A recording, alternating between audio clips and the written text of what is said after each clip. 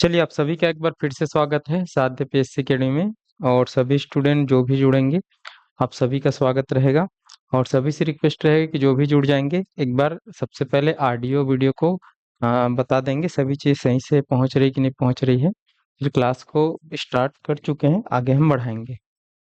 और आप सभी को पता है कि 1 मई से सीजी व्यापम के लिए क्लासेस स्टार्ट हो चुकी है, जिसमें हम 1 से 2 बजे के बीच में चर्चा करते हैं संविधान एवं राज्य व्यवस्था के बारे में। और पिछले कुछ क्लास से हमने भारत के संवैधानिक विकास पर हम चर्चा कर रहे थे। संवैधानिक विकास से संबंधित टॉपिक को हम देख रहे थे। आपका पहला क्लास है ये और पढ़ चुके हैं। चलो ठीक है। अभी हम एक सब्जेक्ट पढ़ते हैं इस टाइम, भारत का संविधान एवं राज्य व्यवस्था। ठीक है। उस पर हम चर्चा करते हैं।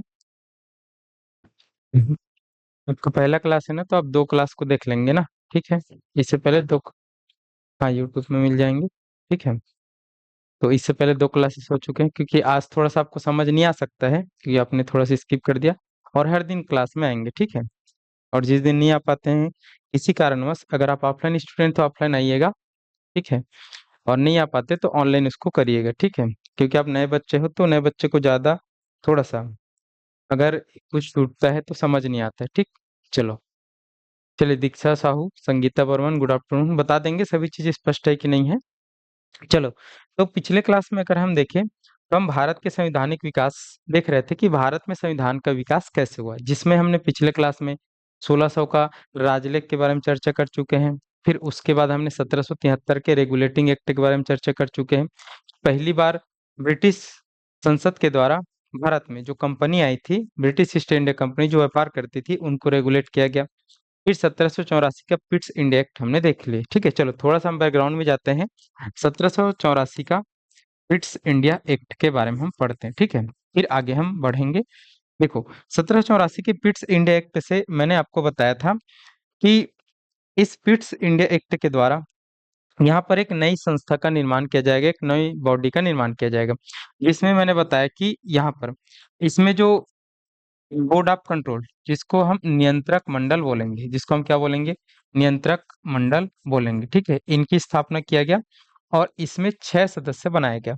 ठीक है। देखो, आप समझना कि एक कंपनी आप सुने होंगे कि ईस्ट इंडिया कंपनी भारत में आती है, सुने हैं आपने।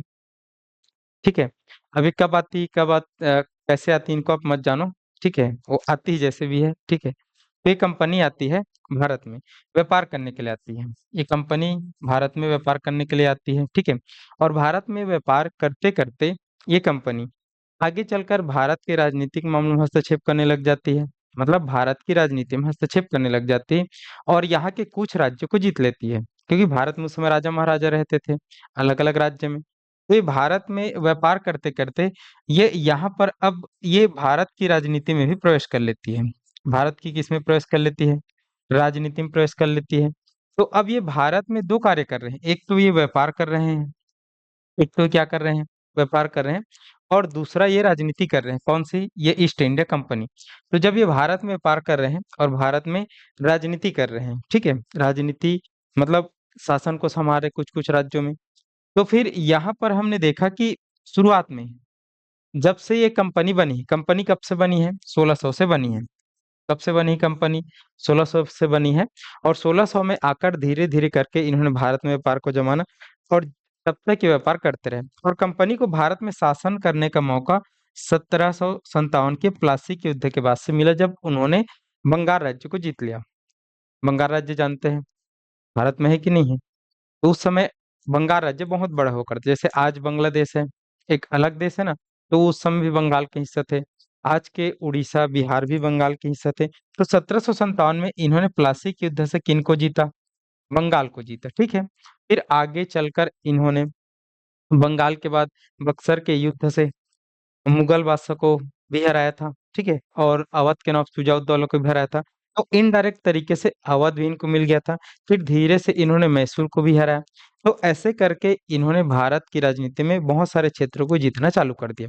अब इनका काम भी बढ़ गया, पहले केवल व्यापार करते थे, अब वो राजनीति भी कर रहे हैं, मतलब प्रशासन को भी संभाल रहे हैं।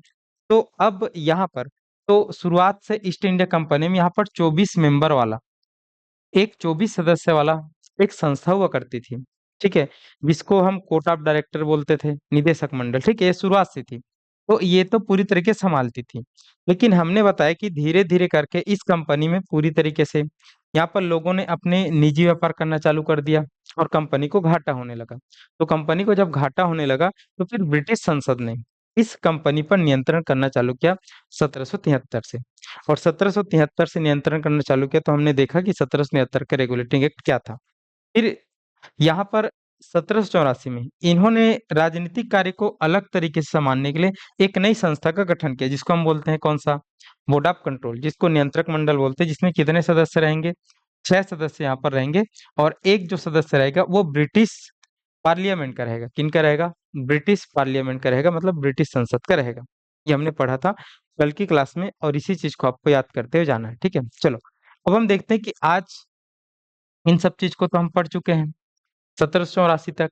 1784 की अगर और कुछ बातों को देखें तो कंपनी स्पष्ट रूप से कंपनी के व्यापारिक कार्य को कोर्ट ऑफ डायरेक्टर देखती थी, 24 मेंबर वाला, ठीक है। और कंपनी के राजनीतिक कार्य को कौन देखती थी? ये नियंत्रक मंडल देखती थी, जिसमें 6 मेंबर हुआ करते थे, और एक जो अध्यक्ष होता था वो ब्रिटिश पार्लियामेंट का होता था, ब्रिटिश संसद का होता था। मतलब जहां उनकी सरकार है उनके मंत्री यहाँ पर भी हस्तक्षेप, मतलब एक तरीके से ब्रिटिश ईस्ट इंडिया कंपनी पर कंट्रोल हो रहा है ब्रिटिश गवर्नमेंट का, ये हम समझ चुके हैं। चलो आगे बढ़ते हैं। अब 1784 का हम अधिनियम देखते हैं। 1784 का एक्ट हम देखते हैं और इसके क्या प्रावधान थे। केवल दो प्रावधान महत्वपूर्ण है, फिर आगे हम बढ़ेंगे, ठीक है। चलिए 1786 अगले 2 साल बाद ही आ गया था, तो 1786 का अधिनियम हम देखते हैं। 1786 का अधिनियम, चलिए इसको हम देखते हैं और इसमें क्या था इनको हम समझते हैं। चलिए, चलो जितने भी बच्चे जुड़े हैं हमारे साथ एक बार सभी लोग बता देंगे, किसी को डाउट नहीं है, ठीक है। चलो देखो आपको ना आज यहाँ से समझ आना चालू हो जाएगा, ठीक है। लेकिन आप उन 2 क्लास को मिस मत करना, ठीक है। वो 2 क्लास को देख लेना, आपको 2 एक्सम देख लेना, ज्यादा समय नहीं लगेगा, मतलब 2 गुणम देख लेना, ठीक है। 1-1 घंटे की क्लास है, वो आप नोट्स बनाते जाएंगे तो 1.5 घंटे में हो जाएगा, और रोज क्लास यहाँ पर आना है, ठीक। चलो, तो 1786 का अधिनियम देखेंगे। इस अधिनियम की मुख्य बातें क्या थी समझते हैं। देखो 1786 का जो अधिनियम है, 1786 के अधिनियम की अगर हम बात करें तो इसमें हम देखेंगे जो गवर्नर जनरल है, कौन है गवर्नर जनरल? भारत देश का प्रमुख कौन रहेगा? भारत देश में अगर ब्रिटिश ईस्ट इंडिया के प्रमुख कौन रहेंगे? जिसको हम गवर्नर जनरल बोलते हैं, जिनका नाम क्या है? गवर्नर जनरल, ठीक है। तो गवर्नर जनरल को ही यहाँ पर कमांडर इन चीफ बना दिया गया है, ठीक है। गवर्नर जनरल को कमांडर इन चीफ, ठीक है, मुख्य सेनापति जिसको बोलते हैं, मुख्य सेनापति की शक्ति दे दिया गया, मुख्य सेनापति की शक्ति दे दिया गया, मुख्य सेनापति की शक्ति दे दिया गया, ठीक है, जिसको कमांडर इन चीफ बोलते हैं। देखो गवर्नर जनरल पूरी तरीके से यहाँ पर भारत में सभी चीजों के निर्णय लेने के लिए यहाँ पर सबसे बड़ा अधिकारी था गवर्नर जनरल, इसलिए इनको हम गवर्नर जनरल बोलते थे। लेकिन यहाँ पर सेना के लिए एक और अधिकारी होता था जिसको हम कमांडर इन चीफ बोलते थे, मतलब मुख्य सेनापति बोलते थे। और जो मुख्य सेनापति हुआ करता था इससे पहले, इससे पहले 1786 से पहले, तो गवर्नर जनरल के जो परिषद है, इनके जो काउंसिल है, उसमें हमने देखा था कि गवर्नर जनरल की काउंसिल में इसके काउंसिल का निर्माण 1773 के रेगुलेटिंग एक्ट से किया गया था, और 4 मेंबर थे और एक गवर्नर जनरल हुआ करता था। लेकिन उनको घटाकर 1784 में 3 कर दिया गया। 3 में से एक सदस्य मुख्य सेनापति होता था, कमांडर इन चीफ होता था। लेकिन 1786 के अधिनियम में यहाँ पर गवर्नर जनरल को ही मुख्य सेनापति शक्ति भी दे दिया गया। और मुख्य सेनापति की शक्ति देने का मतलब ये होता है कि जो गवर्नर जनरल है वो शक्ति के मामले में ज्यादा और शक्तिशाली हो गया, क्योंकि उनको जब भी यहाँ पर युद्ध लड़ने होते थे तो उनको मुख्य सेनापति को बोलना पड़ता था कि यहाँ पर हमको युद्ध की तैयारी करना है, कैसे करेंगे। लेकिन अब इनको पूछना नहीं पड़ेगा, इनको डिसीजन लेना है, तो सेना की पावर भी इनके पास है। तो यही मेन फोकस है, यही मेन कौन सा है हमारे पास पॉइंट है यहाँ पर 1786 के अधिनियम का, कि गवर्नर जनरल को मुख्य सेनापति की शक्ति दे दी गई और गवर्नर जनरल को और अधिक शक्तिशाली बना दिया गया। ये आपको समझना है। ये 1786 का अधिनियम। आपसे क्वेश्चन पूछा जाता है कि गवर्नर जनरल को मुख्य सेनापति की शक्ति किस अधिनियम से दिया गया, तो आपको बताना कौन सा अधिनियम है? 1786 का अधिनियम है, ठीक है। ये आपको देखना है। आगे बढ़ते हैं। अब इसके बाद एक और छोटा सा अधिनियम है 1793 का। एक और छोटा सा अधिनियम है, जिसको हम यहाँ पर लिखते हैं 1793 का अधिनियम।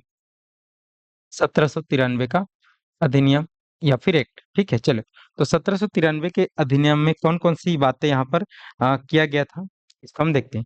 1793 के अधिनियम में अगर हम देखें, तो इसमें एक चीज हमको समझना है कि अभी अभी मैंने आपको बताया कि एक परिषद बनाया गया है, जिसको मैंने बीओसी लिखा। बीओसी मतलब बोर्ड ऑफ कंट्रोल, जिसमें 6 मेंबर होने थे। जिसमें कितने मेंबर होने थे? 6 मेंबर होने थे, जो भारत में कंपनी के राजनीतिक कार्य को देखती है। जो भारत में किन के कार्य को देखती है? कंपनी के राजनीतिक कार्य को देखती है। तो ये जो बीओसी है ना, इसमें जो 6 सदस्य रहेंगे, इनका जो वेतन है, इनका जो वेतन है इन 6 सदस्यों का, तो इनका जो वेतन है, इनको अब भारत के राजस्व से देने की बात किया। इनके वेतन को किससे देने की बात किया? भारतीय राजस्व से देने की बात किया। इससे भारतीय राजस्व से दिया जाएगा। भारतीय राजस्व से दिया जाएगा। ये इंपॉर्टेंट है, ये आपको ध्यान पे रखना है। अब इस बात को हम समझते हैं कि ये कौन सी बात है। देखो, मैंने आपको बताया कि कंपनी भारत में दो कार्य करती है। एक व्यापार करती है, और एक क्या करती है, वो यहाँ पर शासन करती है। एक क्या करती है? शासन करती है। तो एक तो उनको व्यापार से भी फायदा होता है। जब भी हम बिजनेस करते हैं तो व्यापार से फायदा होता है कि नहीं होता है? होता है। उसके बाद अगर हम शासन को देखें, किनको देखें? हम शासन को देखें, तो शासन से उनको भारत में राजस्व प्राप्त होता है। शासन से भारत में क्या प्राप्त होता है? राजस्व प्राप्त होता है। ये जो राजस्व है, इस राजस्व का प्रयोग कहाँ पे करना चाहिए? भारत में करना चाहिए। भारत में जो लोग कार्य कर रहे हैं उनके लिए कार्य करना चाहिए, उनको देना चाहिए। लेकिन यहाँ पर भारत से जो राजस्व प्राप्त हो रहा है, उस राजस्व से यहाँ पर वेतन किनको दिया जा रहा है? इन 6 लोगों को दिया जा रहा है, जबकि ये भारत में नहीं रहते। ये कहाँ पे रहते हैं? इंग्लैंड में रहते हैं, और वहीं से रहकर ये कार्य करते हैं। तो इनका वेतन इंग्लैंड के राजस्व से दिया जाना चाहिए था, या फिर भारत में जो कंपनी को फायदा हो रहा है, भारत में कंपनी जो व्यापार करे उनसे दिया जाना चाहिए था। लेकिन इन्होंने बोला कि अब इन लोग का भी पेमेंट, इन लोग का भी वेतन किससे दिया जाएगा? भारतीय राजस्व से दिया जाएगा। मतलब अब भारतीय राजस्व का दुरुपयोग कौन करेंगे? अंग्रेज करेंगे। अब सबको पता है कि जिस देश से जो भी राजस्व प्राप्त होता है, जिस जगह से जो भी राजस्व प्राप्त होता है, उनका उपयोग वहीं के लोगों के लिए होना चाहिए। होना चाहिए कि नहीं होना चाहिए? कि दूसरे लोग को दिया जाना चाहिए। छत्तीसगढ़ का पैसा छत्तीसगढ़ में यूज होना चाहिए ना, कि दूसरे प्रदेश में जाना चाहिए? यही होना चाहिए। तो भारत के राजस्व से पैसा इन लोग को दिया जाने लगा, जिनका विरोध अभी तो नहीं, लेकिन जब भारतीय लोग को पता चलेगा तब ये विरोध करना चालू करेंगे। और साथ ही साथ एक और जो इसमें अनाउंस किया गया था, वो था कि अब ब्रिटेन को भारतीय राजस्व का हर साल प्रति वर्ष 5 लाख रुपए देना पड़ेगा। कितने लाख रुपए देना पड़ेगा ब्रिटेन को? 5 लाख रुपए देना पड़ेगा। मतलब ब्रिटिश ईस्ट इंडिया कंपनी जो भारत में कार्य कर रही है, तो उनको हर साल यहाँ पर भारत के राजस्व से 5 लाख रुपए ब्रिटेन को देना पड़ेगा। कितने लाख रुपए? 5 लाख रुपए देना पड़ेगा। और यहीं से फिर भारत का पैसा ब्रिटेन जाना चालू हो जाता है। ठीक है। वो पैसा आ कहाँ से रहा है? भारत से आ रहा है। लेकिन वो पैसा अब जा कहाँ रहा है? ब्रिटेन को शुद्ध जा रहा है।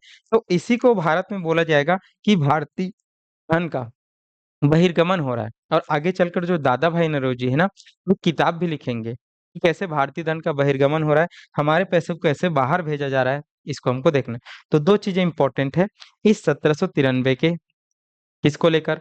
इस 1793 के अधिनियम को लेकर, कि जो बोर्ड ऑफ कंट्रोल बनाया गया था, जिसमें 6 मेंबर होने थे, उसका वेतन 1793 के अधिनियम से ये बोल दिया गया कि उनका वेतन अब कहाँ से जाएगा?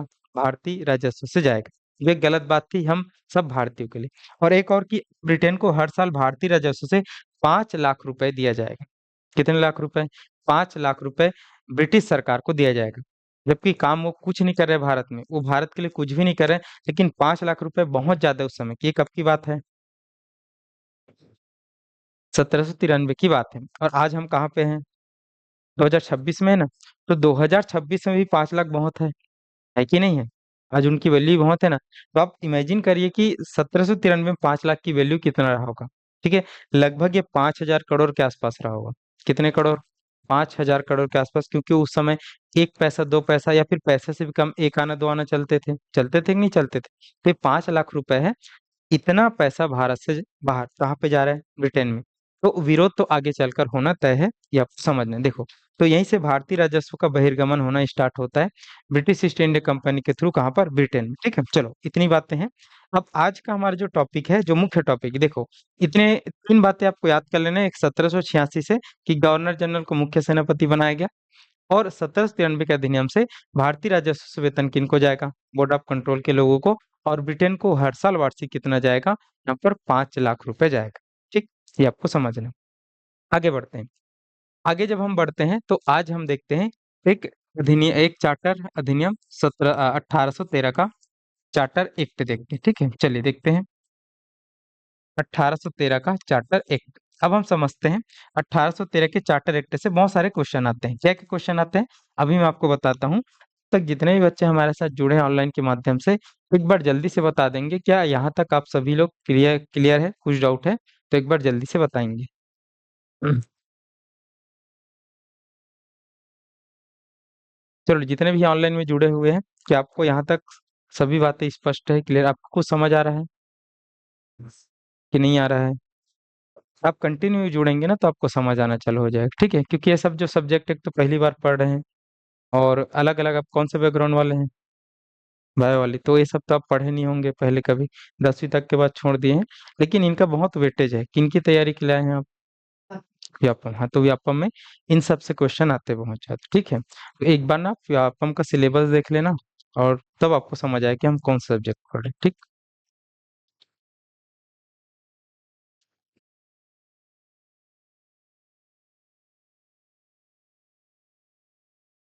चलो आगे बढ़ते हैं। 1813 के चार्टर एक्ट की बात करते हैं। ठीक है, चलो। अब 1813 के चार्टर एक्ट की अगर हम बात करें ना, 1813 के चार्टर एक्ट की बात करें तो उससे पहले आपको थोड़ा सा समझना है उस समय की राजनीतिक पृष्ठभूमि क्या है। ठीक है, सर इसका पीडीएफ, अच्छा मैं लिखता हूँ उसका पीडीएफ, बोल रहा हूँ कि नोट्स नोट्स का पीडीएफ एक बार चांदनी सिन्हा स्पष्ट करेंगे। ठीक है, जो इसमें लिखते हैं बोर्ड में उसका पीडीएफ, फिर नोट्स वाला पीडीएफ। ठीक है, चलो एक बार स्पष्ट करेंगे, फिर यहाँ पर समझ आएगा। चलो, एक चीज को समझना 1813 के चार्टर एक्ट से पहले, देखो तो 1813 वो समय है कि यहाँ पर जो यूरोप है, 1813 वो समय है कि जो यूरोप है, ठीक है, तो यूरोप की अगर हम बात करें, यूरोप महाद्वीप आप सभी लोग जानते होंगे, पूरा हमारा जो वर्ल्ड है, ठीक है, मतलब पूरी जो पृथ्वी, उसमें कितने महाद्वीप है, 7 महाद्वीप है। ये तो आप समझते होंगे, जिसमें हम जहाँ पर रहते हैं, हमारा भारत जहाँ पर एग्जिस्ट करता है, एशिया महाद्वीप है, जानते कि नहीं जानते? उसके बाद यूरोप महाद्वीप है, अफ्रीका महाद्वीप है, ठीक है, आप देखेंगे उत्तरी अमेरिका, दक्षिण अमेरिका, और दो आर्कटिक और अंटार्कटिक, ये 4 हैं। तो यूरोप महाद्वीप आप सभी लोग जानते हैं। ठीक है, तो यूरोप महाद्वीप, हाँ चलो, बोर्ड वाला बोल रहे हैं तो बोर्ड वाला मैं बोल दूंगा। ठीक है, बोर्ड वाला भी डाल दिया करेंगे एप्लीकेशन में। ठीक है, चलो, तो इसको सेव करके रख लिया जाएगा, और बोर्ड वाला डाल दिया जाएगा। ठीक है, चलो, तो यहाँ पर जो यूरोप महाद्वीप है, इस यूरोप महाद्वीप में और भी बहुत सारे देश थे। ठीक है, जिसमें से एक देश था फ्रांस। जिसमें से एक देश कौन सा था? फ्रांस। और आप सबको यहाँ पर थोड़ा सा मैं बता देना चाहूंगा कि इस समय, जब हम है ना 1813 के समय, तो उस समय फ्रांस और जो ब्रिटेन है, वो दोनों पावरफुल होने के लिए एक दूसरे के बीच में लड़ाई करते हैं। फ्रांस चाहता है कि मैं पावरफुल रहूं, ब्रिटेन चाहता है कि मैं पावरफुल रहूं। तो बाकी सब और जो कंट्री है, वो भी ब्रिटेन से बहुत ज्यादा यहाँ पर प्रभावित थे। प्रभावित थे कहने का मतलब है कि ब्रिटेन ने बहुत सारे देशों पर ऐसे कब्जा किया था, जैसे भारत पर कब्जा किया था, ठीक है, वैसे ही और बहुत सारे देशों पर कब्जा किया। जैसे उन्होंने इससे पहले अमेरिका पर भी कब्जा किया था, दक्षिण अफ्रीका पर भी कब्जा किया था। तो इन देशों से व्यापार कर करके ब्रिटेन ने अपने आप को बहुत ज्यादा यहाँ पर समृद्ध बना लिया था। और बहुत ज्यादा समृद्ध बना लिया था, तो पूरे यूरोप में ना ब्रिटेन से बनी हुई वस्तुएं ही बेचा जाता था। मतलब यूरोप के व्यापार पर किन किन का कब्जा था? ब्रिटेन का ही कब्जा था। लेकिन उसी समय फ्रांस में एक व्यक्ति आया, एक शासक आया, जिनका नाम था नेपोलियन बोनापार्ट। जिनका नाम था नेपोलियन बोनापार्ट। ये आप भारतीय इतिहास में पढ़ोगे। ठीक है, नेपोलियन बोनापार्ट ये फ्रांस का शासक बना। और नेपोलियन बोनापार्ट जब फ्रांस का शासक बना, तो उन्होंने ब्रिटेन को हराने के लिए, कहाँ पर? यूरोप में। और साथ ही साथ जो ब्रिटेन है, वो जितने भी देशों पर कब्जा किया था, जैसे भारत पर कब्जा किया था, वैसे हर देशों पर जाकर ब्रिटेन को हराना चाहता था। कौन? Napoleon Bonaparte. तो नेपोलियन बोनापार्ट यहाँ पर यूरोप में, इन्होंने ब्रिटेन में जो वस्तुएं बनी हैं और पूरे यूरोप में जो वस्तुएं बेचता है ना, वो ना बेच सके करके इन्होंने ग्रुप बनाया यूरोप में, और बहुत सारे देशों को बोला कि आप ब्रिटेन से बनी हुई वस्तुओं को अपने देश में आने की अनुमति नहीं देंगे। एक तरीके से नेपोलियन बोनापार्ट ने यहाँ पर एक कॉन्टिनेंटल कोड लागू किया, ठीक है, लिख लेना। नेपोलियन बोनापार्ट ने क्या, एक कॉन्टिनेंटल, ठीक है, कॉन्टिनेंटल कोड लागू किया। उपमहाद्वीपीय यहाँ पर संहिता कहा जाता है। और इस कॉन्टिनेंटल कोड के द्वारा ये बोला गया कि यूरोप में जितने भी देश हैं वो ब्रिटेन से बनी वस्तुओं का ना तो अपने व्यापार अपने देश में बेचने देंगे और नहीं उसको उपयोग करेंगे। अब होता क्या है कि 1813 के आसपास लगभग यूरोप में बहुत सारे देशों ने मना कर दिया किन की वस्तुओं को लेने से, ब्रिटेन की वस्तुओं को लेने से। अब यूरोप में ब्रिटेन में बनी हुई जो वस्तुएं वो बिकना बंद हो गई। लेकिन ब्रिटेन तो बहुत ज्यादा अपना विकास कर चुका था, औद्योगिकरण भी सबसे पहले वहीं जा चुका था। तो वहां पर तो लगातार प्रोडक्शन हो रहा था। वहां पर क्या हो रहा था, लगातार प्रोडक्शन हो रहा था। लेकिन उनका जो तैयार माल है वो नहीं बिक रहा था कहाँ पर, यूरोप में। तब उनका जो तैयार माल है वो नहीं बिक रहा था यूरोप में, और पूरी तरीके से डंप हो रहा था, सड़ रहा था। तो अब यहाँ पर बाकी जो व्यापारी थे ब्रिटेन में पूरी तरीके से जो व्यापारियों का समूह था, किनका समूह था, व्यापारियों का समूह था। तो ये जो व्यापारियों का समूह है ना, ये चला गया ब्रिटेन के राजा के पास, और ब्रिटेन के राजा के पास जाकर अपना पूरी तरीके से दुखड़ा बताया कि ऐसा ऐसा बात है, हमारे पास तो पूरी तरीके से तैयार माल है और सब पैसा उसी में लग चुका है, लेकिन हमारे माल ही नहीं बिक रहे हैं कहाँ पर, यूरोप में, किसी भी जगह पे, तो हम कैसे करें। तो फिर यहाँ पर उन्हीं लोगों ने सुझाव दिया कि आप हमारा जो व्यापार करने का जो लाइसेंस है उसको हमको भारत जैसे देशों के साथ भी दीजिए, क्योंकि भारत एक बहुत बड़ा देश है। मतलब बहुत बड़ा देश होने के साथ साथ एक बहुत बड़ी जनसंख्या भी है। तो आप सभी जानते हो कि आज भी भारत जनसंख्या के मामले में नंबर 1 है, और उस समय भी हमारी जनसंख्या बहुत ज्यादा होती है। और आज भी भारत इतना बड़ा मार्केट है कि कोई भी जो कंपनी है, कोई भी जो बड़ी कंपनी है वो भारत आना चाहती है, व्यापार करना चाहती है। क्यों? क्योंकि भारत की जनसंख्या इतनी है, उनको पता है कि अगर हम भारत में एक भी प्रोडक्ट अगर चलने लायक बना दिए तो हम कभी भी लॉस में नहीं जाएंगे। इसलिए पूरा हर देश कहाँ पे अपनी कंपनी लाना चाहती है, भारत में लाना चाहती है ना। और भारत में गरीब भी है तो उतने ज्यादा अमीर भी है, आप सबको पता होगा। इसलिए हर देश भारत और चाइना को क्या करती है, टारगेट करती है। क्यों? क्योंकि यहाँ पर जनसंख्या ही बहुत ज्यादा है और उस समय भी बहुत ज्यादा था।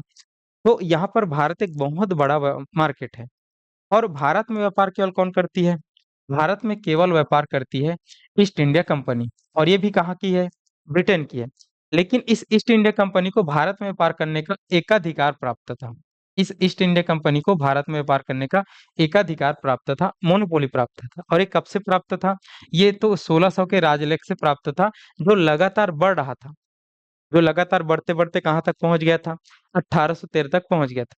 लेकिन अब 1813 में ब्रिटेन ऐसी परिस्थिति से गुजर रहा है जहां वहां के और व्यापारियों का पूरी तरीके से फैक्ट्री बंद होने के कारण, क्योंकि उनका जो तैयार माल है वो कहीं भी नहीं बिक रहा है। तो इन लोगों ने मांग किया, ब्रिटेन के व्यापारियों ने मांग किया वहां के राजा से कि आप हमारे लिए भी दरवाजे खोलिए, हमको भी भारत और एशिया के देशों में जाकर व्यापार करने की अनुमति दीजिए। इस ब्रिटिश ईस्ट इंडिया कंपनी को जो आपने एकाधिकार दिया है ना, उस एकाधिकार को खत्म करिए। क्योंकि जब तक आप एकाधिकार खत्म नहीं करेंगे तब तक हम नहीं जा पाएंगे भारत, नहीं जा पाएंगे और अन्य देशों में व्यापार करने के लिए, ठीक है। तो इसलिए इसी समय यहाँ पर, और ये सब किनके कारण हो रहा है, इनके कारण हो रहा है ना, क्योंकि इन्होंने यूरोप में इन सब चीजों को किया है, बाकी सब चीजों को, इसलिए उनका खमियाजा किनको भुगतना पड़ रहा है, ब्रिटेन को भुगतना पड़ रहा है। इसी समय यहाँ पर कंपनी के एकाधिकार को खत्म कर दिया जाता है, ठीक है। एक पॉइंट यहाँ पर लिखेंगे, पहला पॉइंट समझ के इस बात को देखो। पहला पॉइंट आप लिखेंगे कि ईस्ट इंडिया कंपनी के व्यापारिक एकाधिकार को समाप्त किया गया, ठीक है। ईस्ट इंडिया कंपनी के व्यापारिक एकाधिकार को समाप्त किया गया, व्यापारिक एकाधिकार को समाप्त किया गया, व्यापारिक एकाधिकार को समाप्त किया गया। मतलब जो अभी तक जो 1600 में कंपनी बनी थी और वहीं 1813 तक जो भारत में आकर केवल और केवल वही कंपनी यहाँ पर एकाधिकार जमाई हुई, मोनोपोली था, तो उस मोनोपोली को खत्म कर दिया गया। क्यों खत्म किया गया, आपको समझ आ गया उसके बीच का सिनेरियो। किसी को कुछ डाउट है तो यहाँ पर पूछ सकते हैं, ठीक है। तो व्यापारिक एकाधिकार को खत्म किया गया ब्रिटिश ईस्ट इंडिया कंपनी का। लेकिन आपको ध्यान पे रखना है कि दो चीजों को ही बचाया गया, ठीक है। मतलब दो चीज का एकाधिकार अभी भी कंपनी के पास रहेगा। तो एक जो वस्तु है, एक है चाय, एक जो वस्तु कौन सा है, चाय। चाय आप सभी लोग जानते हैं। चाय जो हम पीते हैं वो किससे बनता है, उसमें फ्लेवर किससे आता है, चाय पत्ती से आता है ना। चाय पत्ती नहीं रहेगा तो क्या चाय बन पाएगा। पानी में अगर हम शक्कर डालेंगे तो मीठा पानी बस बनेगा, बनेगा कि नहीं बनेगा। तो चाय ही फ्लेवर देता है ना। और चाय, तो एक वस्तु कौन है, चाय। और दूसरा, ये लोग जो चीन के साथ व्यापार करते थे, ठीक है, चीन के साथ व्यापार, तो ब्रिटिश ईस्ट इंडिया कंपनी चीन के साथ व्यापार करती थी, इन दोनों को छोड़कर, इन दोनों को छोड़कर। तो आप ये समझिएगा कि यहाँ पर ब्रिटिश ईस्ट इंडिया कंपनी के व्यापारिक एक अधिकार को समाप्त किया गया, ठीक है।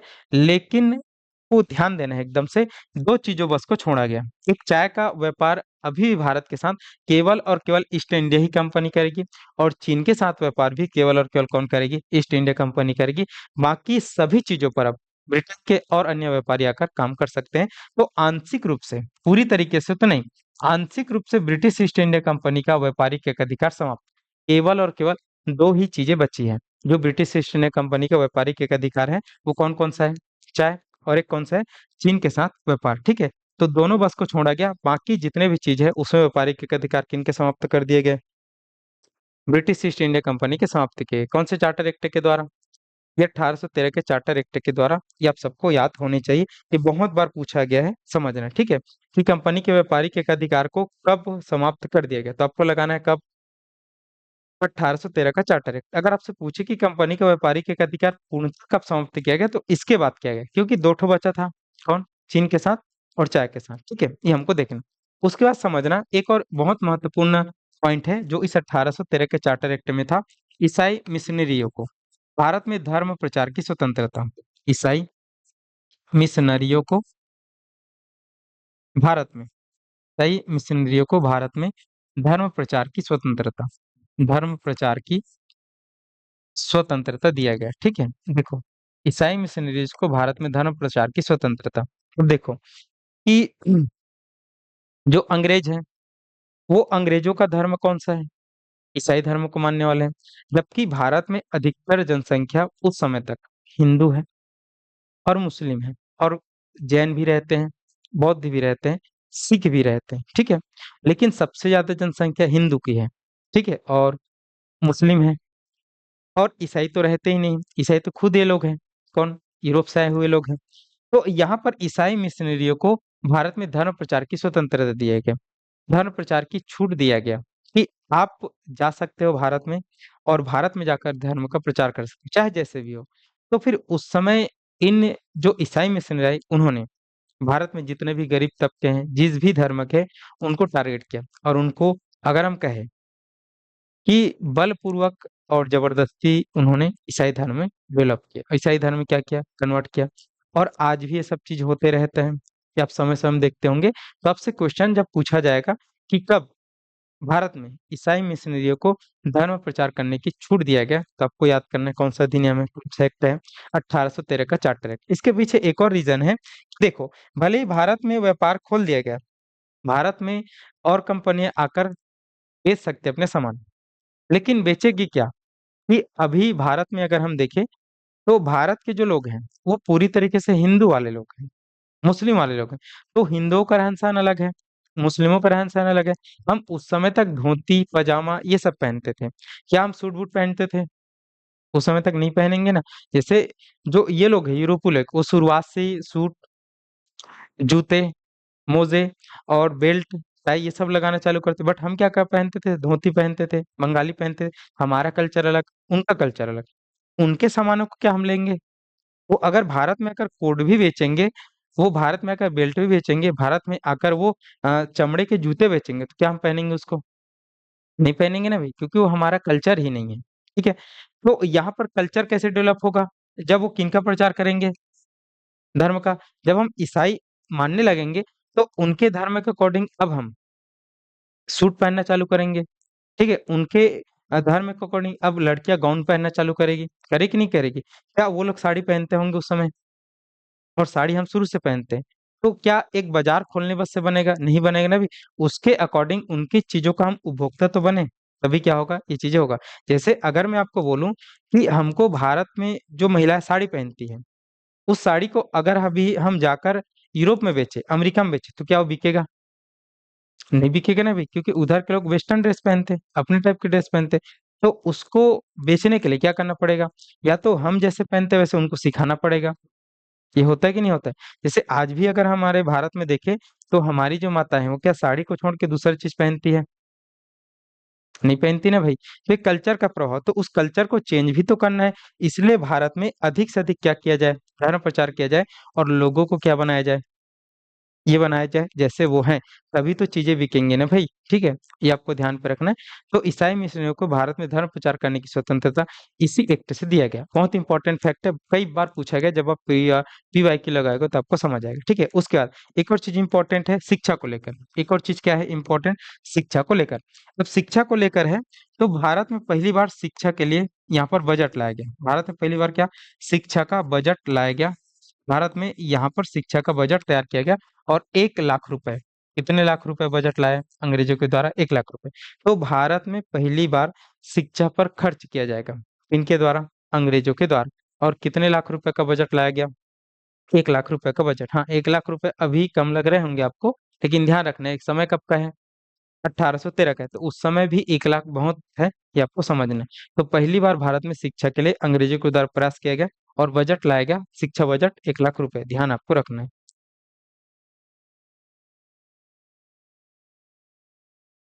चलिए, इतना चीज आपको समझना है 1813 के चार्टर एक्ट। आपसे पूछा जाता है कि भारत में शिक्षा के लिए प्रयास कौन से एक्ट से पहली बार किया गया, तो आपको बताना है कौन सा एक्ट है। 1813 का चार्टर एक्ट, ठीक है। ये आपको देखना है। अब इसका मतलब ये नहीं कि अंग्रेज भारत में शिक्षा का बजट ला रहे हैं तो भारतीयों को शिक्षित करना है, ऐसा बिल्कुल भी नहीं। अंग्रेजों का मानसिकता ये है कि भारत में हम जैसी शिक्षा का प्रचार करेंगे। और भारत में उस समय लोग केवल धर्म के अकॉर्डिंग ही पढ़ते थे। धर्म के अकॉर्डिंग पढ़ते थे, कहने का मतलब ये है कि भारत के जो लोग थे, जैसे जो हिंदू थे, वो वेदों को पढ़ते थे, गीता को पढ़ते थे, ठीक है। बाकी जैसे आज हमें पढ़ते हैं ना, जैसे खुद पॉलिटी पढ़ते हैं, गणित वणित तो खैर शुरू से ही भारत में रहा है, लेकिन जो थे वो अपने धर्म के अकॉर्डिंग ही पढ़ता था। और धर्म के अकॉर्डिंग ही पढ़ते थे, तो लोग यहाँ पर गुरुकुल में ही सब पढ़ते थे। तो इनका मानना ये था कि जैसे हम शिक्षा का प्रचार करेंगे, लोगों में ज्ञान विज्ञान की बातें पढ़ाएंगे, तो भारतीय लोगों का जो दिमाग है वो भी आगे बढ़ेगा। और वो भी आगे बढ़ेगा तो उनको आधुनिकता पसंद आएगी। और आधुनिकता जब पसंद आएगी, तो उनके धर्म की तरफ आगे बढ़ेंगे, उनके कल्चर की तरफ आगे बढ़ेंगे, उनके रीति रिवाज को। जैसे आज भी जो पढ़ा लिखा व्यक्ति है भारत में, जो ज्यादा पढ़ लिए हैं ऐसा बोलते हैं, तो आज भारत के परंपराओं को गलत बोलने लगता है। बोलते कि नहीं बोलते हैं? मानते हो कि नहीं मानते इस बात को? बोलते लगते हैं हम दिए क्यों जलाते हैं, अगरबत्ती क्यों जलाते हैं, ऐसा बोलना चालू करते कि नहीं करते?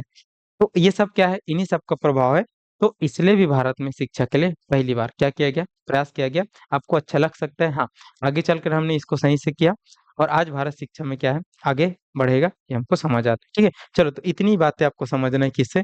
1813 के चार्टर एक्ट से। तो 1813 के चार्टर एक्ट से आपको समझना है पहली बात है कि भारत में ईस्ट इंडिया कंपनी के व्यापारिक एक अधिकार को समाप्त कर दिया गया। पूर्णतः नहीं, आंशिक रूप से। दो यहाँ पर सब्जेक्ट या फिर दो चीज को रखा गया, एक कौन सा? चाय, और एक चीन के साथ व्यापार। ये दोनों कंपनी के पास अभी भी रहेंगे, लेकिन बाकी सबको समाप्त कर दिया गया। बाकी और भी लोग आकर भारत में ब्रिटेन से व्यापार कर सकते हैं, कोई भी अब दिक्कत नहीं रहने वाली, ठीक है। उसके बाद ईसाई मशीनरी को एकदम फ्री कर दिया कि आप जाकर भारत में धर्म की प्रचार कर सकते हो, ठीक है।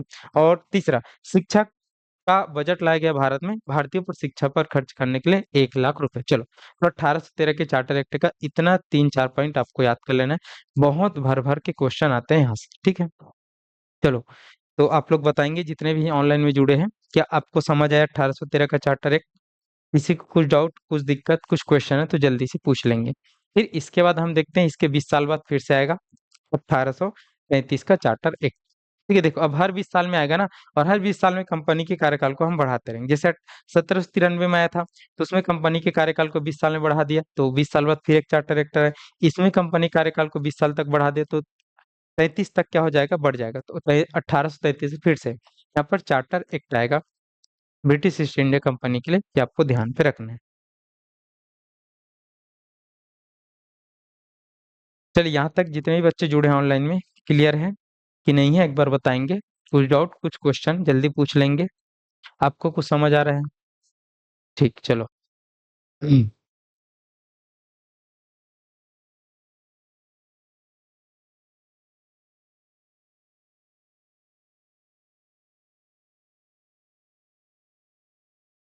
चलिए बाकी बच्चे भी कमेंट करेंगे, एक दो बच्चे ही करते हैं।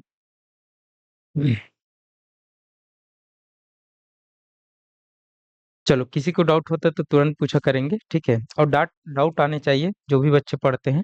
ठीक, चलो अब हम देखते हैं इसके बाद 1833 का चार्टर एक्ट, ठीक है। चलिए आगे बढ़ते हैं। 1833 का चार्टर एक्ट, ठीक है। मैंने आपको बताया कि हर 20 साल में आएगा। अब 1833 में हम 20 जोड़ेंगे तो कितना आ जाएगा? 53 आएगा ना। तो अगले 53 में भी आएगा, ठीक है। चलो देखते हैं। अब 1833 के चार्टर एक्ट में क्या होता है, क्या प्रमुख बातें होती हैं, इनको हम समझते हैं।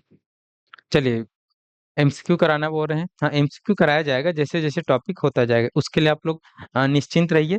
शनिवार का जो दिन रहता है हमारे लिए एमसीक्यू के दिन रहते हैं, तो उस दिन एमसीक्यू करा दिया जाए, ठीक है, करा दिया जाएगा। बट अभी आप लोग पढ़ो, आपके लिए पढ़ने लायक अभी टॉपिक हुआ नहीं है, जैसे ही होता है एक हफ्ता हम पढ़ लेंगे तो फिर एमसीक्यू करा देंगे, ठीक है, इससे संबंधित। चलो यहाँ तक हो गया, आगे बढ़ते हैं। देखो अब हम देखते हैं कि 1833 का चार्टर एक्ट, सबसे महत्वपूर्ण बात तो ये है कि अब 1833 के चार्टर एक्ट के द्वारा यहाँ पर बंगाल के गवर्नर जनरल को, किसको? बंगाल के गवर्नर जनरल को, बंगाल के गवर्नर जनरल को भारत का गवर्नर जनरल बना दिया जाएगा। बंगाल के गवर्नर जनरल को भारत का गवर्नर जनरल बना दिया जाएगा। भारत का गवर्नर जनरल बना दिया जाएगा, ठीक है, ये आपको देखना है। और उस समय यहाँ पर जो गवर्नर जनरल थे, जिसका नाम था विलियम बेंटिंग, जिनका नाम यहाँ पर आएगा विलियम बेंटिंग, विलियम बेंटिंग, ठीक है, ये आपको ध्यान पे रखना है, ठीक है। चलो, तो भारत का प्रथम गवर्नर जनरल अगर आपसे पूछे तो आपको बताना है विलियम बेंटिंग। देखो एक चीज समझना, हमने यहाँ पर देखा था 1773 का रेगुलेटिंग एक्ट, और इस 1773 के रेगुलेटिंग एक्ट में हमने बंगाल के गवर्नर को, किसके गवर्नर को? बंगाल के गवर्नर को हमने बंगाल का गवर्नर जनरल बनाया था, और शक्ति उनको दे दिया गया था बम्बई और मद्रास प्रेसिडेंसी से निकालकर। अब इसी बंगाल के गवर्नर जनरल को, अब हम केवल बंगाल बस बोल रहे हैं तो एक ही राज्य टाइप ऐसा लग रहा है, अब हम बंगाल बस नहीं बोल रहे हैं, अब हम उनको भारत का गवर्नर जनरल बोलेंगे। किसका गवर्नर जनरल? भारत का गवर्नर जनरल बोल रहे हैं, ठीक है। तो वो कौन से अधिनियम से बोल रहे हैं, कौन से एक्ट से बोल रहे हैं? तो 1733 का चार्टर एक्ट के द्वारा अब बंगाल के गवर्नर जनरल को भारत का गवर्नर जनरल बना दिया जाएगा। मतलब अब पूरे भारत को वो शासन कर रहे हैं, ऐसा हमको लग रहा है, ठीक है। बंगाल बस कहने से केवल बंगाल लगता था, लेकिन उनके पास शक्ति थे पूरे भारत में जितने भी उनके क्षेत्र थे उनको कंट्रोल करने का। तो बंगाल के गवर्नर जनरल को भारत का गवर्नर जनरल कौन से चार्टर एक्ट के द्वारा बनाया गया था? एक क्वेश्चन कई बार आया हुआ है, तो आपको बता देना है कि बंगाल के गवर्नर जनरल को हम भारत का गवर्नर जनरल किस एक्ट से कहते हैं? 1833 के चार्टर एक्ट से। और भारत का प्रथम गवर्नर जनरल कौन था अगर आपसे पूछे तो किसको बताना है? विलियम बेंटिंग था। तो देखो अब विलियम बेंटिंग भारत का प्रथम गवर्नर जनरल है, तो अगर आपसे पूछा जाए कि बंगाल का अंतिम गवर्नर जनरल कौन है, तो आपको ये बताना है कि विलियम बेंटिंग ही बंगाल का अंतिम गवर्नर जनरल भी है, ठीक है, क्योंकि यही व्यक्ति बना हुआ था।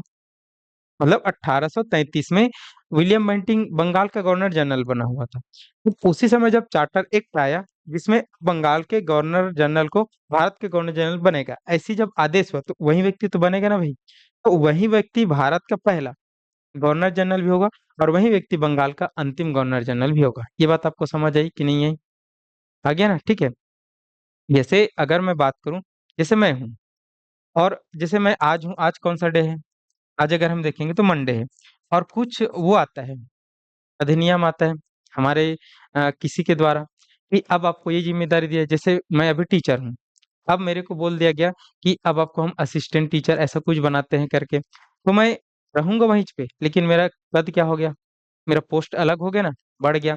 लेकिन मैं उस जो था उसका अंतिम भी हो गया। इससे पहले मैं टीचर था, तो मैं मंडे तक टीचर हूँ, लेकिन कल कुछ आया उसके बाद असिस्टेंट टीचर बन गया, तो वो बात वही है ना, व्यक्ति वही है, लेकिन उनके पद में हम क्या कर रहे हैं यहाँ पर, वो करें, तो बनने वाला वही पहला है, और उसके पहले जो बंगाल का हम बोला करते थे उसका वो लास्ट है। ये आपको समझना, ठीक है। तो अगर आपसे क्वेश्चन पूछे साफ साफ तो एक बात बता देना है कि बंगाल के गवर्नर जनरल को 1833 के चार्टर एक्ट के द्वारा भारत के गवर्नर जनरल बनाया गया, आपको ध्यान रखना। और ऐसा बनने वाला भारत का प्रथम गवर्नर जनरल कौन है? विलियम बेंटिंग है। जबकि इससे पहले ये बंगाल का गवर्नर जनरल था, तो ये अंतिम बंगाल का गवर्नर जनरल भी है। ठीक है, ये आपको समझना। चलिए आगे बढ़ते हैं। अब और क्या हुआ इसमें हम देखते हैं। देखो, तो 1833 के चार्टर एक्ट में अब अगर हम देखें, तो जो गवर्नर जनरल हुआ करता था और उसके लिए परिषद हुआ करती थी।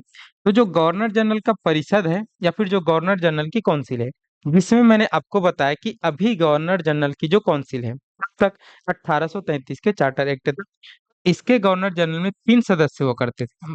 इस गवर्नर जनरल के परिषद में कितने सदस्य हुआ करते थे? 3 सदस्य हुआ करते थे। अब याद करिए 1773 के रेगुलेटिंग एक्ट में जब मैंने आपको बताया था, पढ़ाया था कि भारत के, सॉरी उस समय हम उसको बंगाल का गवर्नर जनरल बोलेंगे, बंगाल के गवर्नर जनरल के परिषद का निर्माण किया गया। तो उनमें मेंबरों की संख्या कितनी हुआ करती थी? 4 हुआ करती थी। लेकिन 1784 के पिट्स इंडिया एक्ट के द्वारा उनकी संख्या को हमने कम किया। कितना कम किया था? एक कम किया था। तो सदस्य संख्या कितनी थी? 3 थी। अभी आप समझना कि भारत के गवर्नर जनरल की परिषद में कितने सदस्य थे? 3 थे। कब तक?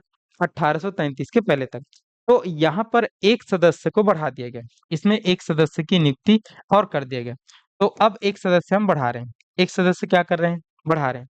और जो नया सदस्य जुड़ेगा वो विधि का जानकार होगा, वो विधि सदस्य रहेगा। वो कैसा सदस्य रहेगा? विधि सदस्य। विधि सदस्य मतलब लॉ, लॉ मेंबर रहेगा। और लॉ मेंबर मतलब जो कानून का जानकार हो। कानून का जानकार किसको कह सकते हैं अपन आज के डेट में? वकील लोग को बोलते हैं ना, वकील का जो काम करते हैं, लॉयर बोलते हैं ना जिसको, जिसको कानून की समझ होती है, कानून का जानकार होता है। तो यहाँ पर बोला गया कि 1833 के चार्टर एक्ट के द्वारा कि जो भारत के गवर्नर जनरल है उसके परिषद की सदस्य संख्या को 3 से बढ़ाकर कितने किया जा रहा है? मतलब एक बढ़ा रहे हैं तो 4 हो जाएगा ना। 3 में एक जोड़कर हम 4 कर रहे हैं। लेकिन वो जो सदस्य है, जो अगला जो सदस्य जुड़ेगा, वो कोई भी ऐसे तैसा व्यक्ति नहीं जुड़ेगा। वो किसका जानकार रहेगा? विधि का जानकार रहेगा। विधि सदस्य रहेगा, फिर लॉ एक्सपर्ट रहेगा, कानून का जानकार रहेगा। ये आपको ध्यान पे रखना है। और ऐसे पहले सदस्य बनाए गए लॉर्ड मैकाले। ऐसे ऐसे पहले सदस्य कौन बने? लॉर्ड मैकाले, जो विधि सदस्य के रूप में भारत के गवर्नर जनरल की परिषद में जुड़े थे। कौन जुड़े थे? लॉर्ड मैकाले जुड़े थे। और आपको ध्यान रखना है कि ये वही लॉर्ड मैकाले हैं जो भारत में अंग्रेजी शिक्षा को चालू करेंगे। आज हम अंग्रेजी शिक्षा के पीछे भागते हैं, अंग्रेजी बोलने के पीछे भागते कि नहीं भागते? तो ये वही है लॉर्ड मैकाले। ठीक है, जिन्होंने भारत में अंग्रेजी शिक्षा की ओर बहुत ज्यादा उनको बढ़ा दिया था। तो हम समझेंगे अभी लॉर्ड मैकाले। तो लॉर्ड मैकाले विधि सदस्य के रूप में जुड़े थे। एक बात सबसे ज्यादा ध्यान रखने वाली बात है कि जो जुड़ा था ना विधि सदस्य के रूप में लॉर्ड मैकाले, तो ये स्थायी सदस्य नहीं थे। ये कौन से सदस्य नहीं थे? स्थायी सदस्य नहीं थे। स्थायी सदस्य कहने का मतलब है कि इस जो सदस्य है, इनको जो परिषद है उनमें वो बैठ सकता है, अपनी सलाह भी दे सकता है। लेकिन वो जब वोटिंग की पारी आएगी, जब भी कोई निर्णायक मत देने की पारी आई, तो वो वोट नहीं कर सकता। वो क्या नहीं कर सकता? मत नहीं दे सकता। तो ये स्थायी सदस्य नहीं है अभी। ये कौन किस प्रकार का सदस्य है? अस्थायी सदस्य है। इसको स्थायी हम अगले 20 साल में करेंगे। ठीक है, 1853 में। तो ध्यान रखना कि यहाँ पर 1833 के चार्टर एक्ट के द्वारा गवर्नर जनरल के परिषद में एक विधि सदस्य के रूप में हम सदस्य को बढ़ा रहे हैं। लेकिन वो स्थायी सदस्य नहीं था। वो सब कुछ कर सकता है, बस किसको छोड़कर? मत देने को छोड़कर। वो मत नहीं दे सकता है। ये इंपॉर्टेंट है, ध्यान आपको रखना है। इसलिए वो पूर्ण सदस्य भी नहीं है। तो आपसे पूछा जाता है क्वेश्चन कि भारत में विधि सदस्य के रूप में किस चार्टर अधिनियम में जोड़ा गया था? तो आपको बताना कौन सा चार्टर अधिनियम है? 1833 का चार्टर अधिनियम। ठीक है, ये हमको ध्यान रखना। एक और चीज आपको यहाँ पर बहुत इंपॉर्टेंट लिखना है कि देखो, इससे पहले आपको ये वाला को समझना है। 1813 का चार्टर है, मैंने आपको बताया था कि ईस्ट इंडिया कंपनी को एकाधिकार को कैसे करें अपन? समाप्त करें। लेकिन मैंने यहाँ पर एक और वर्ड लिखा है। क्या लिखा है? आंशिक लिखा है। क्यों आंशिक लिखा है? क्योंकि ये दोनों रहा था, चाय और चीन के साथ जो व्यापार, उन पर मोनोपोली किनका था? अभी भी ब्रिटिश ईस्ट इंडिया कंपनी का बचा हुआ था। ठीक है, तो अब उसी पॉइंट को यहाँ पर लिख देना है कि कंपनी का एकाधिकार पूर्णतः समाप्त। कंपनी का एकाधिकार पूर्णतः समाप्त कर दिया गया। पूर्णतः क्या कर दिया गया? कंपनी के एकाधिकार को समाप्त कर दिया गया। ये आपको ध्यान रखना है। अब कंपनी के एकाधिकार को पूर्णतः समाप्त कर दिया गया मतलब अब कंपनी पूरी तरीके से एक प्रशासनिक इकाई बना दिया गया। अब कंपनी केवल भारत में प्रशासन को देखेगी। किसको देखेगी? प्रशासन को देखेगी। ठीक है, परिषद को और बताओ सर जी बोल रहे हैं। देखो चलो परिषद को एक बार और बता देते हैं। देखो मैंने आपको बताया था कल की क्लास में, मतलब जो भी इससे पहले हुआ था, कि यहाँ पर एक अधिनियम आया था 1773 का रेगुलेटिंग एक्ट। इस 1773 के रेगुलेटिंग एक्ट में हमने भारत का जो गवर्नर होता था, ठीक है, और उसमें कहाँ का गवर्नर, बंगाल का, तो इस बंगाल के गवर्नर को हमने बंगाल का गवर्नर जनरल बनाया। कहाँ का गवर्नर जनरल बनाया, बंगाल का गवर्नर जनरल बनाया। और इसके साथ जो अंग्रेजों के पास दो, जैसे मैंने आपको बताया ना कि अंग्रेजों के तीन क्षेत्र थे, तीन प्रेसिडेंसी था, एक बम्बई में था और एक मद्रास में था, मतलब आज का चेन्नई और आज का मुंबई, और एक कहाँ पर था, कलकत्ता, जो बंगाल वाले क्षेत्र पर था। ये तीन क्षेत्रों पर अंग्रेज रहा करते थे, तीन उनके क्षेत्र हुआ करते थे। तो तीन उनके क्षेत्र हुआ करते थे, तो सभी में गवर्नर बैठते थे। यहाँ भी गवर्नर बैठता था, यहाँ भी गवर्नर बैठता था, यहाँ भी गवर्नर बैठता था। और सभी अपने अपने क्षेत्र में नियम कानून बना सकते थे, ये हमने देखा था। लेकिन जब 1773 के रेगुलेटिंग एक्ट में इस बंगाल के गवर्नर को बंगाल का गवर्नर जनरल बना दिया गया, तो इनके शक्ति को ज्यादा कर दिया गया और यहाँ के गवर्नर और यहाँ के गवर्नर को पूरी तरीके से इसके अधीन कर दिया गया। किनके अधीन कर दिया गया, बंगाल के गवर्नर जनरल के अधीन कर दिया गया, कि अब ये विधि नहीं बनाएंगे। किसको पूछकर बनाएंगे, बंगाल के गवर्नर जनरल को पूछकर बनाएंगे। बंगाल के गवर्नर जनरल को जब ये पूछकर बनाएंगे, तो इनके शक्ति में वृद्धि हो रहा है। अब उसको केवल बंगाल बस नहीं संभालना, इससे पहले किसको संभालना पड़ता था, केवल बंगाल बस को। लेकिन अब उसको किनको संभालना है, ये मद्रास और ये मुंबई को भी संभालना है। तो भाई उनके लिए और लोग चाहिए, तो और लोग चाहिए तो फिर इनके लिए एक परिषद बनाया गया था। इनके लिए क्या बनाया गया था, परिषद, मतलब और लोग बनाए गए थे। तो उसमें कितने मेंबर और रखे गए थे, चार और मेंबर रखे गए थे, और इस चार मेंबर उनकी सहायता करते थे। अब 1784 में यहाँ पर इस परिषद में एक मेंबर को हटा दिया गया और मेंबर की संख्या कितनी कर दिया, अन्य की तीन कर दिया गया। तो इसी जो बंगाल के गवर्नर जनरल है, उनके मेंबर की संख्या को फिर से हम कहाँ पे बढ़ा रहे हैं, 1833 के चार्टर एक्ट में बढ़ा रहे हैं। तीन सदस्य अब तक थे और एक सदस्य और बढ़ा रहे हैं। और ये जो सदस्य अब बढ़ रहा है ना, वो केवल और केवल एक ही डिपार्टमेंट या फिर एक ही विषय को जानने वाला बनेगा। केवल वो विधि का जानकार बनेगा, मतलब वो विधि का एक्सपर्ट है, जो कानून वानून बनाने में जानता है, कानून वानून को कैसे बनना चाहिए ये जानता है, उसी को यहाँ पर बनाएगा। लेकिन एक बात ध्यान रखना कि वो व्यक्ति स्थायी नहीं रहेगा, अभी स्थायी नहीं हुआ। स्थायी नहीं हुआ कि कहने का मतलब है कि वो इस परिषद में काम करेगा पूरी तरीके से, कामों में भाग भी लेगा, अपनी सलाह भी देगा कि कैसे करना है। लेकिन वो स्थायी नहीं है, मतलब वो मत देने का उनको अभी भी अधिकार नहीं रहेगा। क्या नहीं करेगा वो, अभी भी मत देने का उनको अधिकार नहीं रहेगा। जैसे होता नहीं है भाई, कोई भी समिति वमिति में हम कोई मेंबर को जोड़ते हैं अस्थायी तौर पर, कि भाई हमको अभी आप सिखाने के लिए, आपको सिखाने के लिए हम जोड़े हैं, आपको सब कुछ रहेगा लेकिन आप वोटिंग बस नहीं करेंगे। ऐसा होता है कि नहीं होता है, वैसे इनको जोड़ा गया था अस्थायी सदस्य के रूप में। ठीक है, ये सब कुछ करेंगे, विधि विधि बनाने में सब में सहायता करेंगे, लेकिन अभी वो स्थायी नहीं है तो वोटिंग नहीं करेंगे। और ऐसा जुड़ने वाला पहला व्यक्ति कौन था, पहला सदस्य कौन था, लॉर्ड मैकाले था। ये आपको ध्यान रखना था, ये आपको देना है। ठीक है, चलो अब समझ आ गया होगा, तो एक बार कमेंट करेंगे।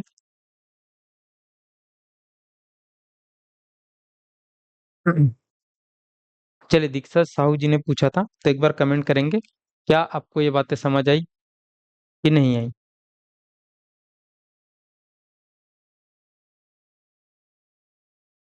चलो वीडियो ब्रेक हो रहा था, कई बार जब नेटवर्क का कम वो होता है ना, कम ज्यादा, तो उसमें होता है। ठीक है, तो अभी तो सही चल रहा है इधर से। आप एक बार अगर अभी भी चिपक रहा होगा तो अपने तरफ से उनको रिफ्रेश करेंगे। कई बार आपके तरफ भी नेटवर्क इशू होता है तो वीडियो चिपकने लगता है। इधर से सारी चीजें सही हैं, ठीक है। अगर चिपकते तो यहाँ से हमारा भी जो चल रहा है ना वो चिपकना चालू हो जाता, बट इधर कुछ भी नहीं हो रहा है। ठीक, चलो आगे बढ़ते हैं। तो हम कौन से पॉइंट पर थे, कंपनी के व्यापारिक एक अधिकार को पूर्णतः समाप्त कर दिए गए। ठीक है, यहाँ पर हम थे, ये हमको देखना है। अब एक चीज और समझना है कि इस अधिनियम में एक चीज की डिसीजन लिया गया था चार्टर एक्ट के द्वारा, कि जो यहाँ पर भारत में जो ब्रिटिश ईस्ट इंडिया कंपनी है, तो इस ब्रिटिश ईस्ट इंडिया कंपनी में जो अधिकारी होते हैं, बड़े बड़े जो लोग होते हैं, जैसे आज की अगर हम बात करें भारत देश में अधिकारी की बात करें, जैसे आईएएस है, आईपीएस है। जैसे छत्तीसगढ़ की अगर देखोगे सरकार में, तो एसडीएम है, डिप्टी कलेक्टर है, तहसीलदार है, ये सब है कि नहीं है, डीएसपी है, एसआई है, सभी क्या है, अधिकारी हैं। तो उस समय जो ब्रिटिश ईस्ट इंडिया कंपनी था उसमें भी जो अधिकारी लोग रहते थे, उनके लिए किसी भी प्रकार का पेपर नहीं होता था। ठीक है, वो अपने से जिसको लगता था तो उनको चुन लेते थे, जिसको लगता था कि इनको काम करने का अनुभव है, उसको ला लेते थे। तो यहाँ पर इसमें पहली बार ये बोला गया कि अब भारत में जो सिविल सेवा है, जो अधिकारी जहाँ से आते हैं, वो सिविल सेवा में खुली भर्ती का आयोजन किया जाएगा। किसका आयोजन किया जाएगा? इस सिविल सेवा में खुली भर्ती का खुली भर्ती का आयोजन किया जाएगा। ठीक है, इस सिविल सेवा में खुली भर्ती का आयोजन किया जाएगा। मतलब अब ये सिविल सेवा के जो द्वार है ना, वो सीधे सभी के लिए ओपन हो जाएंगे। आपको पेपर लिया जाएगा, उस पेपर को मतलब उस पेपर के लिए तैयारी करिए, और उस पेपर में पास होकर आप सब चीजों में आ जाइए। जैसे आज होता है, आज जितने भी आप लोग हो जो व्यापम की तैयारी करने आए हो, आपसे केवल एक योग्यता मांगी जाती है। अगर योग्यता मांगी जाती है कि आप ग्रेजुएट हो, तो आप भर देते हो फॉर्म, भर देते हो कि नहीं, और तैयारी करते हो, और तैयारी में जिसका रैंक लग गया, चाहे वो अमीर हो गरीब हो, कोई भी धर्म, कोई भी किसी का हो, लग जाता है। हो जाता है कि नहीं हो जाता है? तो इसी प्रकार की चीजें अब पहली बार अंग्रेज कर रहे हैं। और इसमें बोला गया कि अब इस खुली भर्ती जो होगा ना, तो इसमें किसी भी प्रकार से यहाँ पर जाति, धर्म, लिंग और स्थान के आधार पर भेदभाव नहीं किया जाएगा। तो यहाँ पर जैसे आज भारत में होता है ना, जाति, धर्म, लिंग, ठीक है, और स्थान के आधार पर भेदभाव नहीं किया जाएगा। ये यहाँ पर बात हुआ। या भारत में जो सिविल सेवा है, उसमें खुली भर्ती किया जाएगा, और उसमें किसी भी प्रकार के जाति, धर्म, लिंग, स्थान के साथ भेदभाव नहीं। तो यहाँ पर इस चार्टर एक्ट के द्वारा एक कोशिश करने का प्रयास किया जा रहा था कि भारतीयों को भी इसमें जोड़ा जाए। किनको जोड़ा जाए? भारतीय लोगों का भी यहाँ पर योगदान वो बढ़ाना चाहते थे। लेकिन आपको ध्यान होगा कि अंग्रेज पूरी तरीके से भारतीयों से बहुत ज्यादा चिढ़ते थे। वो भारतीयों की तुलना कुत्तों से करते थे। ठीक है, लिखा करते थे ना अपने महल के आगे कि dogs in Indians not allowed करके। तो ये कभी नहीं चाहते थे कि भारतीय जो लोग हैं वो इस पेपर को दे और सिलेक्ट होकर हमारे समतुल्य हो। तो फिर ब्रिटेन के लोगों ने ही, जो यहाँ पर काम करते थे, उन्होंने इस भर्ती का पूरी तरीके से विरोध किया। इस भर्ती का क्या कर दिया? विरोध कर दिया कि ऐसा बिल्कुल नहीं होना चाहिए। ऐसे में तो फिर भारतीय लोग ही बनना चालू हो जाएंगे, और हम उनके साथ मिलकर काम नहीं करना है, हमको एक ही रैंक में नहीं रहना है। जो भारतीय जहाँ पर हम काम करने आए हैं, वो हमारे पैरों के नीचे हमेशा होने चाहिए। तो कम से कम यहाँ पर एक चीज, कि जो सिविल सेवा है उसमें खुली भर्ती का आयोजन किया जाएगा, वैसा प्रस्ताव तो लाया गया। वैसा प्रस्ताव किनके द्वारा लाया गया? अंग्रेजों के द्वारा लाया गया। हाँ, ये भले पास नहीं हो पाया, लेकिन प्रस्ताव तो आया। क्या है यहाँ पर? प्रस्ताव तो आया। और ये आपको ध्यान रखना है कि इस प्रकार के जो प्रस्ताव जो आए, वो आपकी क्या बदला? आपकी लाइफ को बदला। आज भी आपके पास समान अवसर है कि अगर आप अच्छे से पढ़ते हो, तो आज भी आपको समाज में सबसे अच्छा मौका है कि अगर आप पीएससी की तैयारी करते हो, आप व्यापम की तैयारी करते हो, एक बड़े अधिकारी बन सकते हो। बन सकते हो कि नहीं बन सकते हो? अगर ये सब नहीं रहता, जो कास्ट सिस्टम रहता, तो बन पाते क्या? नहीं बन पाते ना भाई। तो ये चीजें शुरुआत से यहाँ पर स्टार्ट हो रही है। कब से स्टार्ट हो रही है? यहाँ पर 1833 के चार्टर एक्ट के द्वारा। ये आपको ध्यान पे रखना है, ठीक है। चलिए, तो सिविल सेवा खुली भर्ती का आयोजन किया जाएगा, इस प्रस्ताव का प्रस्ताव लाया गया, और कोई भी भेदभाव किसी आधार पर नहीं किया जाएगा, ये भी बोला गया। ठीक है, ये आपको समझना है। अब एक और चीज इंपॉर्टेंट है यहाँ पर, देखेंगे तो इस अधिनियम में दास प्रथा को खत्म करने का भी प्रावधान लाया गया। इस अधिनियम में दास प्रथा को दास प्रथा को खत्म करने का भी प्रावधान लाया गया। खत्म करने का प्रावधान पास किया गया। भारत में कौन सी प्रथा को? दास प्रथा, स्लेव सिस्टम। अब दास प्रथा क्या था, आपको थोड़ा समझ लें। देखो, दास प्रथा का मतलब ये होता है काम करने वाले व्यक्तियों से संबंधित। जैसे आज हम लोग क्या करते हैं कि जैसे हमारे पास खेती बाड़ी है, हमारे पास क्या है? खेती है। जैसे मान लो जाए हमारे पास 10 एकड़ खेत है। कितने एकड़ खेत है? 10 एकड़ खेत है। चलो, अब खेत भी नहीं है, तो मान लीजिए हमारे पास घर है। अब उस घर में काम कराने के लिए हमको कोई भी काम, जैसे हमको आज हमारे खेतों में काम करने के लिए, हमारे घर में झाड़ू पोछा के लिए, खाना बनाने के लिए, जो भी काम करने, उसके लिए हमको कोई क्या चाहिए? मजदूर चाहिए। कोई क्या चाहिए? मजदूर चाहिए। आज का दौर कैसा है? आज अगर जैसे हमारे घर में दिवाली टाइम में पेंट कराना है, तो जो पेंट करने वाले जो पेंटर है, जो मजदूर है, उनके पास जाते हैं, बोलते हैं कि भैया हमारे पास ये काम है, आप कर दोगे क्या? ठीक है, तो वो बोलता है अगर खाली रहते तो हाँ हम कर देंगे। तो हम पूछते हैं कि कितना पैसा चाहिए, तो जितना भी पैसा बोले। हमको अगर जमता है, जैसे वो बोलता है कि मेरे को एक दिन का 600 चाहिए, 700 चाहिए, तो हम बोलते हैं कि कुछ कम कर लो, इतना में नहीं पड़ेगा, तो वो अगर तैयार होता है तब हम आज जाकर उनको काम करने के लिए अपने घर में लाते हैं कि नहीं लाते हैं। लेकिन इस समय तक भारत में, जब हम पढ़ रहे हैं उस समय तक भारत में दास प्रथा चलती थी। दास प्रथा का मतलब ये होता है कि जो भी मजदूर वर्ग थे, उनके पास हम जाते थे सीधा, और उनको उठा कर ले आते थे कि हमारा खेत है और हमारे खेत में आपको काम करना है। और उनको बंधुआ मजदूर की तरह रख लेते थे, उनको दिन भर काम कराते थे, मन करता तो खाने देते थे, पानी पीने को पानी देते थे, नहीं करता था तो नहीं देते थे। तो इस प्रकार से भारत में स्लेव सिस्टम चलता था। क्या चलता था? स्लेव सिस्टम, जिसमें बहुत ज्यादा शोषण होता था। जो इस तरीके से काम करते थे उन लोग का, और कोई भी काम इनसे हम कराते थे। तो यहाँ पर इसी दास प्रथा को खत्म करने का प्रावधान यहाँ पर लाया गया। किसमें? इस 1833 के द्वारा। इससे पहले तो बहुत जगह पर लोगों को बेचा भी जाता था, लोगों को खरीदा भी जाता था काम कराने के लिए। तो इस दास प्रथा को खत्म करने का प्रावधान भी यहाँ पर लाया गया। कब? इस 1833 के चार्टर एक्ट के द्वारा। हाँ, भारत में पूरी तरीके से दास प्रथा खत्म अभी तो नहीं होगा, लेकिन 1843 में जाकर, कब जाकर? 1843 में जाकर एक हम अधिनियम ही बनाएंगे दास प्रथा को समाप्त करने का, और उसके लिए सजा का प्रावधान भी करेंगे कि अगर कोई व्यक्ति अब दास रखता है, किसी को जबरदस्ती काम कराता है, तो उनको जेल भी होगी और उनको सजा मिलेगा। तो ये प्रावधान लाया गया 1837 में। हाँ, भले बाद में ये लागू हुआ कब? भले भारत में पूरी तरीके से खत्म हुआ 1843। तो ध्यान रखना कि भारत में दास प्रथा को समाप्त करने के लिए पहली बार वहां पर लाया गया था। तो 1833 के चार्टर अधिनियम में लाया गया। लेकिन पूर्णतः कब बंद होगा? तो पूर्णतः ये 1843 में। उस समय भारत के गवर्नर जनरल रहेंगे लॉर्ड एलिनबरो। तो लॉर्ड एलिनबरो ने पूरी तरीके से यहाँ पर एक नियम ही बनाया, और उस नियम के द्वारा दास प्रथा को समाप्त किया गया। अच्छी बात है कि नहीं है? अच्छी बात है ना भाई। आज अगर ये चीज रहता तो फिर जो मजदूर वर्ग है वो कभी भी आगे बढ़ पाता क्या? नहीं बढ़ पाता। इतने भी सुन रखा हो गया फिर मूवी में, कोई वेब सीरीज में तो ये सब दिखे होंगे कि भारत में राजा महाराजा के घर में 100-100 200-200 लोगों को रखा जाता था। खाना एक दो टाइम ही देते थे, और मारपीट के साथ उनके साथ काम कराया जाता था। मजदूरों को कितना दुख हो रहा है ये कभी फर्क नहीं पड़ता था। देखे होंगे आपने, मजदूरों से वो हल भी यहाँ पर चलवाते थे। तो ऐसा सिस्टम चलता था, और उसको बंद कर दिया गया। ठीक है, और ये भारत में नहीं, अब हर जगह बंद हो चुका है। चलो, तो ये बातें हैं। अब एक और चीज आपको लिखना है, लास्ट बातें, ठीक है। तो इसके द्वारा, इस 1833 के चार्टर एक्ट के द्वारा भारत में प्रथम विधि आयोग बनाया गया। भारत में क्या बनाया गया? प्रथम विधि आयोग की स्थापना किया गया। भारत में प्रथम विधि आयोग की स्थापना किया गया। ठीक है, लॉ कमीशन की स्थापना, विधि आयोग की स्थापना। और जो विधि आयोग की स्थापना किया गया, उसका अध्यक्ष बनाया गया। विधि सदस्य के रूप में कौन जुड़े थे? लॉर्ड मैकाले जुड़े थे ना। तो इसमें 5 मेंबर थे, एक अध्यक्ष और 4 अन्य सदस्य। तो प्रथम विधि आयोग के अध्यक्ष कौन थे?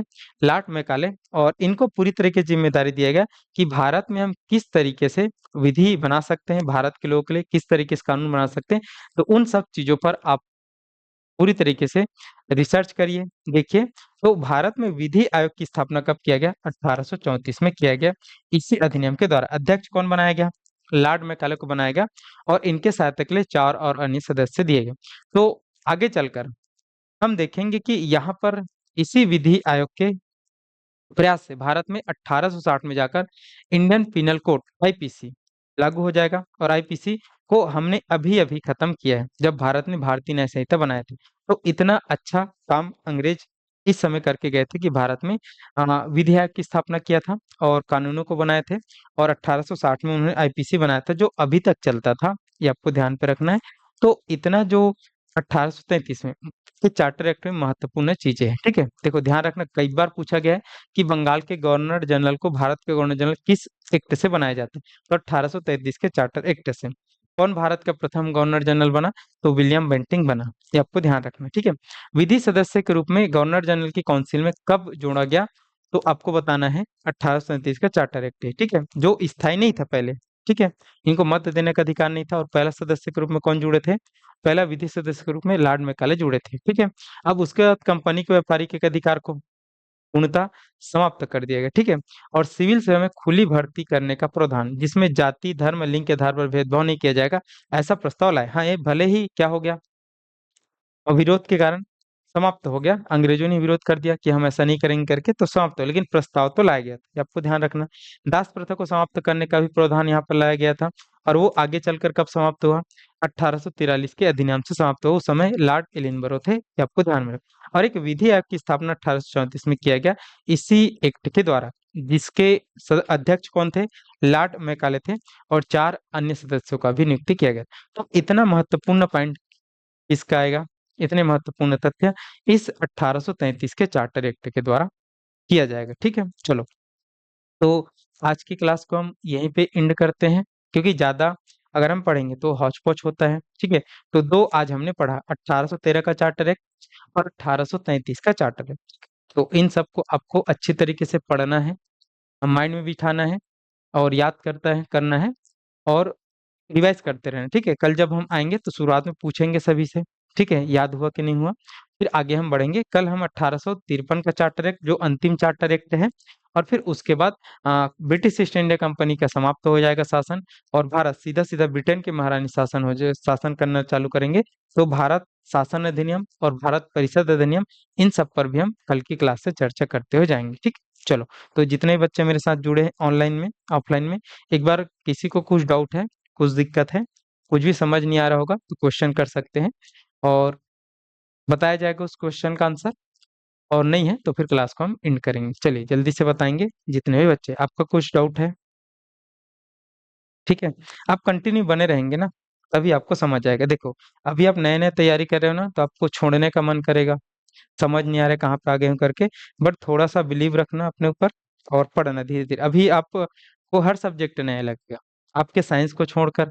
ठीक है, केमिस्ट्री अच्छा लगेगा, फिजिक्स अच्छा लगेगा, बायोलॉजी अच्छा लगेगा। ठीक है, बाकी आपने नहीं पढ़ा है, गणित थोड़ा अच्छा लग सकता है। और बाकी जो सब्जेक्ट है वो यहाँ पर मानविकी की है, ठीक है, जिसको आप नहीं पढ़ते। जैसे आप भूगोल पढ़ेंगे यहाँ पर, ठीक है, छत्तीसगढ़ पढ़ेंगे तो बहुत अच्छा लगेगा, क्योंकि आपको जानकारी बहुत मिलेगा छत्तीसगढ़ का। तो भूगोल आप नया पढ़ेंगे, इकोनॉमिक्स नया पढ़ेंगे, संविधान नया पढ़ेंगे, इतिहास आप नया पढ़ेंगे, तो ये सब आपको थोड़ा सा एकदम कंझट लगना चालू हो जाएगा, बहुत ज्यादा याद करना। बट धीरे धीरे जब आप पढ़ेंगे तो आपको बहुत अच्छा लगेगा, बहुत ज्यादा मजा आना चालू हो जाएगा। ठीक है, चलो, तो यहाँ तक रखते हैं, और आप सभी का धन्यवाद। कल फिर जुड़ेंगे इसी टाइम पे। ठीक।